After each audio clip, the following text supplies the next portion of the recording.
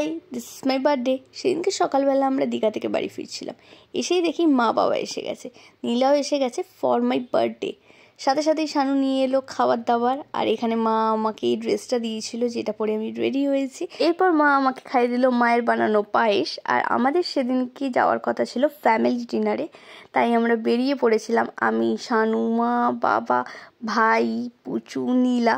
আমরা যাচ্ছিলাম নীলার গাড়িতে, বাপি যাচ্ছিল আমাদের গাড়িতে। লেট হয়ে গেছিলো তাই আর লেট না করে বেরিয়ে পড়েছিলাম। আর রাস্তায় পেয়েছিলাম আমরা বৃষ্টি। এখানে নীলা ড্রাইভ করছিল আর আমাদের গাড়িতে আমরা মাঝ রাস্তা থেকে পিক করে নিয়েছিলাম সায়নকে। আর আমাদের গাড়িতে ছিল আমি, শানু, সায়ন, নীলা আর ভাই। এরপর আমরা ডিনারের জন্য চলে এসেছিলাম মেইনল্যান্ড চায়নাতে। আর এখানে এসে যে যা নিজের মতো করে মেনু ডিসাইড করছিল। মেনুতে অনেক কিছু ছিল, কিন্তু আপাতত আমি নামগুলো সব ভুলে গেছি, কারণ আমি অনেক দিন বাদে ভিডিওটা এডিট করতে বসেছি আর ভয়েস ওভারটাও অনেক দিন বাদেই দিচ্ছি।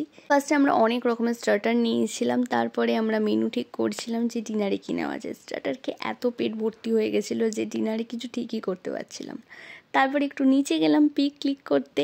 ওপরে এসে দেখি আমাদের ডিনার দিয়ে দিয়েছে। ডিনারে ছিল fried rice, chilli chicken and garlic fish.